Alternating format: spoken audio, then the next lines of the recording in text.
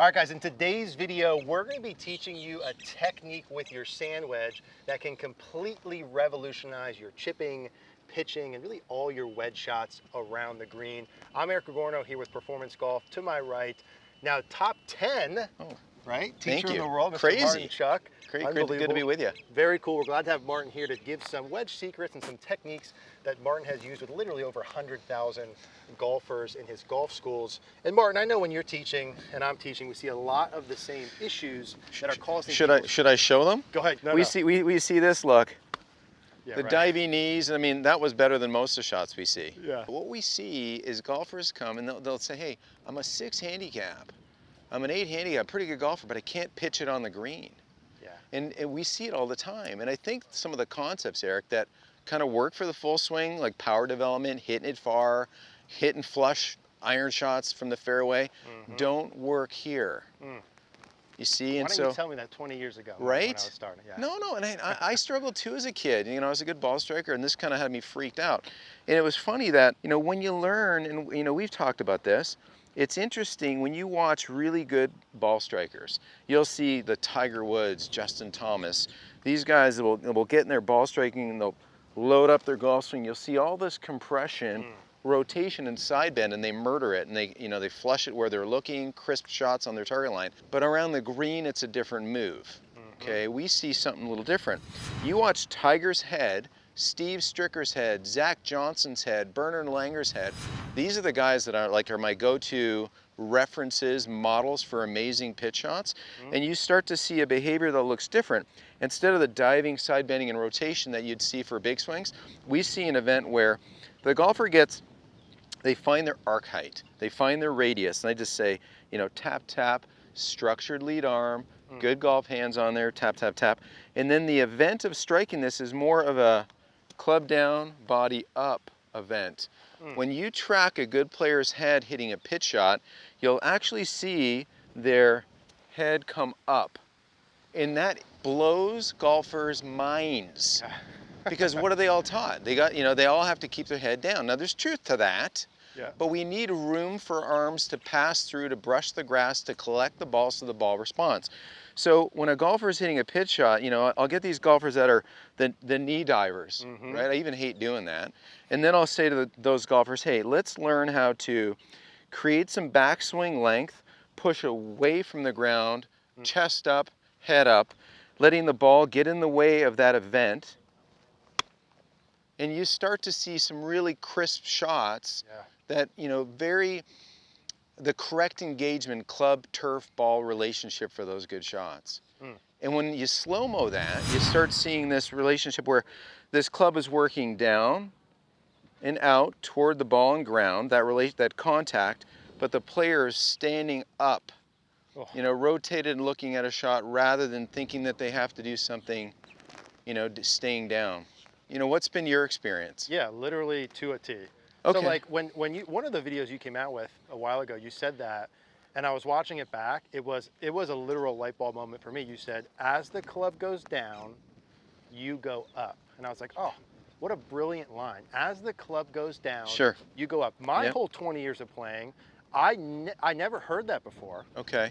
And I certainly was never trying to do it. Right. And you actually, if you don't mind, if we kind of throw this in here too. Yeah, no, for sure. You also gave a little visual with sort of the radius length from the shoulder to the ground. Yeah. You remember how we did that? It's been a while, yeah, no, for sure. So, you know, when you have, I think this is such a good. you know, it's interesting too. There's a couple of things too. Like we'll have the golfers get in this situation where they have, you know, and they'll get into this bad thing where they have this radius where where does this have to go? And we're showing radius too, Martin, right? Like, so like it's kind of from the shoulder to the ground. That's Absolutely. Okay. Yeah. Absolutely. So that's what those sticks are representing. You know, and so totally, there's a radius, lead arm down to the ground, and we'll get golfers with the ball too far back, and you can see that radius is going to stab into the ground. Yes. Very little room for error. Okay, so a couple things. We'll kind of get the radius a bit more neutral. I always say put the golf ball somewhere in a narrow stance.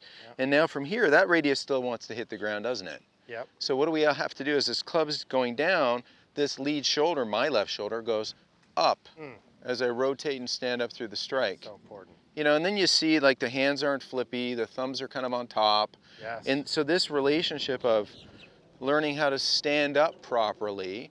And I want the golfer, I want your fans to go look up Zach Johnson's pitching technique on YouTube. Yeah. Go look at Steve Stricker. Like, that guy played the Canadian Tour when I did. And I'm telling you, if he was in front of a, oh, it was amazing. If he was in front of a par 5 and 2, which he was regularly from here to there, 20-yarder, it was this perfect little narrow stance, stood up, beautiful little spinning wedge shot, 1, 2, you know, rolled out peacefully with some spin on it, done. And I'm looking at this like, okay, that's how you do it. Right. You know what I mean? Yeah. And what do you see with the people that come to your schools, let's say, when they try and keep, like when they try and stay down with their upper body, and the club would run in the ground, they do some other things. Oh yeah, so, manage. you know, that ultimately, you know, we want to feel as though this chest can keep going. Okay, so I always, this phrase I use all the time, rotate and relocate. Okay, so this is my body shared over both feet. I've got my weight pressure on my feet, and I always tell people, let's keep things moving. We're never standing still over these. And this is a mild little dance here too, this little event. But I'm rotating and relocating to let this club have some momentum. As the club's going down, I'm standing up. Yeah, gosh, it's good. You know, and so that's a crisp shot that can run out to you know, hit some good shots. And so the folks that struggle are always, they've been indoctrinated to keep their head down. They stare at the golf ball, which is fine, but then nothing moves, and then now they have no room to have long arms. To have this structure, this gentle radius that we created a dress, I tap the grass, find that radius. The club's never resting on the ground. It's always something to where if this turf fell into a hole, my club wouldn't move because my club's never really on the ground. It's just barely flexing that grass. Okay, and so since you're finding a radius, there's tap, tap, tap. Now you're in a situation where your whole goal is to feel, though, that you can sort of begin with the end in mind. Like, I know where I'm going. All these strikes are going to be in this position right here where I'm rotated, looking at the target. And if we start that, knowing that we're going to energize this to this position, now we're going to have a reliable radius that has a better chance of the right interaction between grass, ball, and the face. Dude, as always, so freaking good. 2 things on there. I think it's important if you're watching to understand that when you hit a bad chip or pitch shot, and you may say to yourself, I picked up on that. In fact, what may have happened is the exact opposite. You stayed down too much. Totally. And the arms had to react to that. Absolutely. So it's like, I hope that that's sinking in, of those 2 pieces like have to go together, peanut butter and jelly. You have to do the standing up to be able to allow your brain to do the unhinging and lengthen. And Martin, in one of the other videos too, I liked as a cue, you were talking about sort of the thumb down. Yeah, that's the look we get. That was pretty impressive. We use that as the B-roll. I stayed down there, right? Exactly. Yeah, so I love that. I start my golf school like this. Yeah. So I try to break some of those, you know, those old famous things. And so I'll hit a golf ball, I'll say, okay, tell me if I lift my head up. Yeah. You know, and I clearly didn't lift my head up. I topped it nicely. And the reason I topped it is because I had this. People are scratching their head. Yeah, my head's down too much. My arms are separated. In the event of that, you can't see the suddenness of the elbows separating.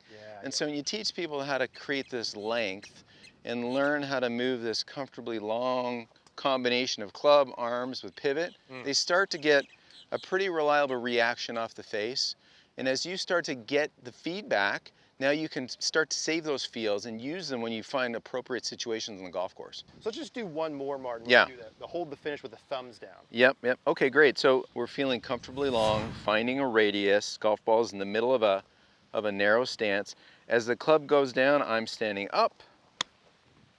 And then I hold my finish. And what do you notice about those hands? See, that's unhinged. I think a lot of folks, they don't realize that as we're standing up, to have a club that has greater reliability through the impact zone, as we are traveling through here and I'm standing up, guess what's getting longer? This relationship all the way up into a finish. Now that's a stock pitch shot, you know, on a fast green downwind. You know, there's all kinds of variations you know, that people can use for you know, variability as needed, but this is a stock event that people have to be good at. It's the core thing we do day one at golf camp, is to say, okay, narrow stance, can you rotate and stand up and uncock your hands? Because that's paramount, that's cornerstone, gotta do it. No arguments there. So at my camp day one, that's what people learn. And then there's variability. You can do different things if you want to, But that's the thing, you have to check the box, in my Gotta do that opinion, first. to be a good striker. Martin, Chuck, as always, guys, if you have a chance to go to one of Martin's schools, super highly recommend it. We'll put that in the link down, description down below. Key concepts here. When you're trying to stay down too much through impact, that's going to cause you issues with the arms and wrist, poor contact. The best chippers and pitchers stand up. How they make up for that distance is with the unhinging of the wrist, right? The ability for the club to go down. I think just that little gentle standing up with the thumbs down into the follow through. We've got a couple more videos coming. We're going to dive into more details in here. Gold, as always, with Martin. And next video, we're going to talk about this new one wedge, a wedge that's completely transformed my chipping and pitching. I'm super excited for you guys to see that. We'll see you in the next video. Martin, thanks. Hey, thank you. Appreciate you. Thanks.